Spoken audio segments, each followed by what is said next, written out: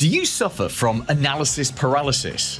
For many MSPs looking to make more money and grow your business, there's just too much advice and knowledge out there. Information overload. Not only is there so much, but a lot of it is conflicting advice. So you wouldn't be blamed for not knowing where to begin. Well, the paralysis ends here. My special guest today can distill 8 years worth of learning in just a few minutes. What are his credentials? He owns an MSP and he has his own long-running podcast, 8 years in fact. So I've asked him to give us the very best things he's learned from his podcast to you right now. Hello everyone, Uncle Marv here, and I am the host of the IT Business Podcast, and I have a boutique MSP in Fort Lauderdale, Florida. And this is kind of weird for me where I'm asking the questions and you're giving the answers, because you and I have done this 2 or 3 times before, but it's been on your podcast, the one that you just mentioned. So thank you very much for taking the time to come on to my show. In fact, because of your podcast, Uncle Marv, that's why it feels weird calling you Uncle Marv. I'm just going to have to call you Marv. I'm sorry, I can't do it. Because of your podcast, we want to learn what you've done to improve your MSP and sort of your greatest lessons from all the years that you've been doing that podcast, because it is a great podcast. You've been doing it so consistently. I watch, I don't watch every single episode because I don't think anyone watches every single episode of every podcast, but you have some really cool people on. You do some really interesting subjects, and your passion for the things you're talking about always comes over, which is just amazing. So let's delve a little bit more into your story before we talk about the lessons you've learned. So how long did you say you'd been running your own MSP for? So I started my business in 1997, and I transitioned into MSP around 2014, 2015. Okay, and what was the trigger that made you were you in break fix before? I was doing whatever came up. So okay, anything. Yep, break fix, reselling, whatever. Cool. And what was the trigger that made you go down the managed services route? So it was odd because I kind of was already doing a little bit of it. My law firm clients were paying me retainers, which is almost the same as the recurring revenue that MSPs were getting. But what really stuck for me is I was looking for a way to support one client that had 5 offices. And I wanted to be able to have access to all the machines from all the branch offices. They were all across the state. And I had been doing it with patchwork products up until 2014, 2015, when I ran into some other people that said, oh no, you need an RMM tool, you need this, and that's how I made the transition. It's cool, isn't it? It's kind of weird, I guess, is this 11 years on? It's kind of weird hearing you talk about, there being a time when perhaps you didn't know that RMMs were the tool, or, that you needed a PSA. And I know you're not the only person in that situation, just 10 years ago. It does seem kind of weird now that's the basic tool, isn't it? Having those tools in place, you're not really in business. But even as, shorter time ago as a decade ago, that was not necessarily the case. So you've obviously been in business since 97, which is, what was that? Was that like XP? Was that the OS at the time? I believe it was, I remember installing Windows 3.1. Let's see, I was still at the store. So it was, we had just started with 95, 98. That was it. Amazing. My very first PC that I owned was Windows Millennium Edition. Do you remember that? I do. We tortured that thing. Yes, yeah, I remember that's probably why I'm a Mac person now, because that was my first proper intro to PCs, and it was horrendous. I didn't like that, but anyway. So you obviously have this podcast now, which you do on a regular basis. So tell us what got you started with the podcast, and a little bit more what it's about and who it's for. So it was around that time that I started running into other people and learning about this MSP community. At the time, I was actually paired up with other computer repair shops, other IT business owners that weren't necessarily MSPs, but we were supporting businesses. And there was a bunch of podcasts that were out there. I had just kind of found out about them, and they were talking about the same daily struggles that I was having.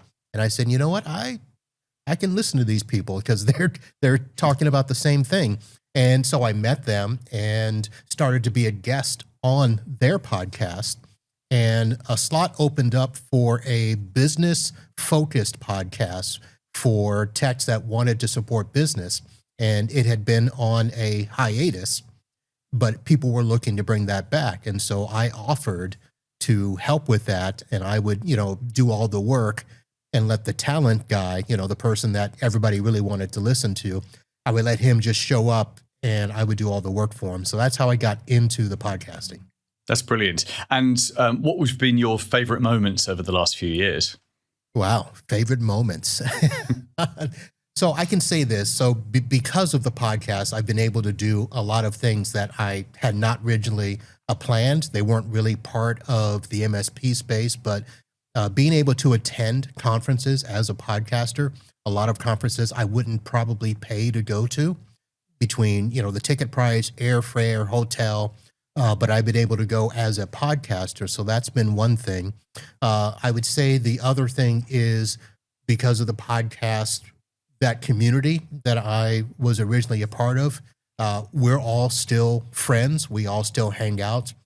We have another conference that we have done. It started out as the Unconvention and is now called TechCon.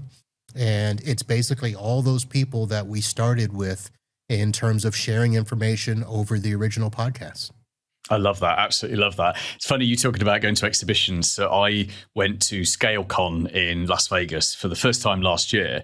And it's the first time I've been to the US professionally. So I've been to the US, dozens of times, but it was the first, my debut appearance. And the first 30 minutes walking into this big hotel in Vegas, I felt like a celebrity, because there were all these people coming up to me saying, "Oh, you're Paul Green. That's amazing. Can I get a selfie? It's so cool to meet you." And I texted my girlfriend later that day saying, "It's like being a celebrity." Yeah. And she obviously she didn't believe me, but this is the power of a podcast. And I think we're not really talking today about MSPs starting their own podcast, but for anyone listening to this or watching this on YouTube that's thinking, "I'd like to do a podcast," just do it. Right? It's not difficult. If Marv can do it, if I can do it, anybody can do it. And I think it can be a very powerful tool for an MSP to reach an audience. It's easier if you have a niche or a vertical. So if you are an MSP that supports CPAs, let's say in Florida, we'll go with your state, right? It's the easiest thing in the world to do a technology podcast for Florida CPAs. That sounds like the smallest podcast in the world, but actually, that's the most focused podcast in the world. And I think the secret of any podcast is knowing who you want to reach and why they would be interested in listening to you, and then sort of going for it like that. And the side benefit is you get recognized when you go into convention centers, which is kind of cool. Right. I'm sure you've had exactly the same experience, Marv. So let's talk about what lessons you've learned from your own podcast that have helped you in your MSP. Because obviously as you just told us in your story, you didn't start a podcast to help your MSP, but it's inevitable because of the cool people that you're interviewing and the ideas that are coming up. It's inevitable that you've come away from podcast recordings and thought, that's a really good idea. I've got to implement that. So tell us some of the best ideas you've heard in the last couple of years. I don't know if I can pick just a few best. Obviously we learn about other people's way of running their business, and we take little bits and pieces from each one of them. Probably some of the big things, of course, are going to be the way that we, price our services. Everybody kind of talks about their philosophy and how, their clients respond. And of course, everybody's, we all think our clients are different, our MSP is different, but yet we're all really doing the same basic thing. But it's how we can identify what works when it comes to pricing for this client, for that client. That's probably one of the big things. Of course, the way that we do projects, the way that we, do the support of a specific service, cybersecurity, voice over IP. Those are all things that through the podcast and being able to interview other people, hearing what they do, which then may lead to a conversation off camera, where we come back a week later and say, "Okay, remember that thing you mentioned on the show? Tell me more about that." And people do it to me. People will, write me or call me and say, "Hey, I heard you talk about this. Can you tell me more?" So it's really more this, again, we go back to community, the community of collaboration, being able to share thoughts and ideas to help each other out. And it's not always about the business either. I've had people come up to me and, I may have said something about health, and that has spawned a whole nother discussion on health and IT. Again, part of it's because people have seen me over the years, that consistency of being there.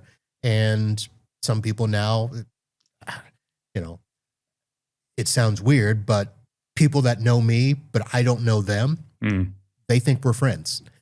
And so there are times where people will come up and be like, yeah, it's fine. Finally able to put a face to the name or a face to the voice, because a lot of people hear me in the car, they hear me walking around, and then we can actually talk and communicate and share some stuff. See, this is exactly it. This is what I was talking about. You are famous, and you are the friends of the people who are listening to you or watching you, because, as you say, you're there with them in the daily parts of their life. They're taking the dog for a walk, the commute, and you're giving them ideas. Or I appreciate many of them don't come from you; they come from the people you're talking to and the information you get on. But you get the benefit of that, and I think that's just a wonderful thing. You also said a word which I want to pick up on, which is consistency. And I think looking at this as a general marketing lesson, because you've been doing the podcast for, what did you say, 2017? I think you said 8 years. 8 years. So you've been doing that consistently for 8 years, turning up, doing the hard work. I know for a fact there will be days where it's podcast o'clock and you think, I just can't, I'm too busy. I can't be bothered. I don't quite feel right today. I just want to go and have my dinner. I'm done. I just don't want to do this today. But you do it, right? You turn up and you're consistent and you do the podcast. And I know that because I have those days as well. So as does every other human being, we all have it with anything consistent. But one of the key things with any marketing is to do whatever you're doing, to do it consistently. And I see people, launching podcasts, doing a season, whatever a season is. It might be 10 episodes, and then they stop and they say, oh, we'll come back next year. But you never get to build up momentum. And I'm sure, your podcast had very low listening, viewing figures early on, and then it builds up over time. It's exactly the same as happened to mine. My first week, no one watched it. There was no one there. In fact, it was audio only. No one was listening. But now we have a pretty reasonable audience, and a lot of that is the consistency of turning up. And I think there's some massive marketing lessons in that, which is just wonderful.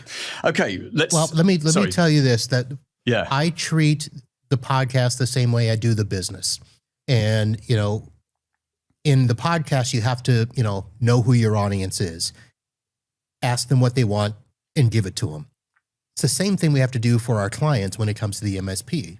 You've got to know who your clients are, or know what you're able to do for your clients, because they don't care what you're doing for all those other people that you support. They want to know, what is it you're doing for me? How are you helping my business? And it's the same thing.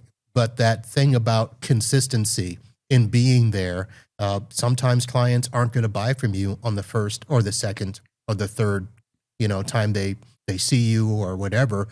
But down the road, they may be like, oh, you know what? I've got this problem. I know this person that can help. Let me reach out. That's all it is. Yeah, and I completely agree. And actually, if they have a conversation with you today, and then next year and the year after and the year after, and each time it's a consistent experience for them. You're professional, you're courteous, and you're not pushy, you're not salesy. You're absolutely right. At the point they're ready to buy, they're dramatically much more likely to buy from you, because that consistency it pays off for you in the long term. Right. So I love that.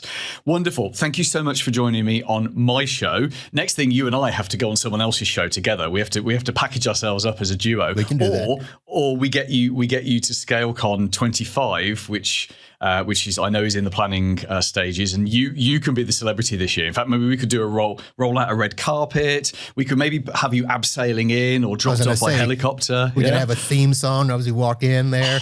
Love it. You could just be high-fiving the audience as you go in. That'd be wonderful. Let's finish off. Tell us a little bit more about your podcast, who it's for. Obviously, it's for MSPs, but who specifically it's for, why they would want to listen, and where do we listen to it? Yeah. So Uncle Marv's IT Business Podcast, and it's a show for IT professionals and managed service providers, essentially anybody that supports business, whether you're the business owner or the tech. And what we do is we talk about products, we talk about stories, we talk about tips, all those things that we can do to run our business better, smarter, and faster. I do interviews with other MSP owners. I do interviews with vendors in the space. That's one of the things we need to know. We need to know who are the vendors that can help us with the products to support our clients. And as to where you can find it, the easiest place for me to tell you to go is my website, itbusinesspodcast.com. And you'll find all the links to all of the podcatchers out there, whether it's iHeart or Apple, YouTube. You'll find where you can go and subscribe to the show and follow. And it'll be both audio and video. So that's where you start. Paul Green's MSP Marketing Edge.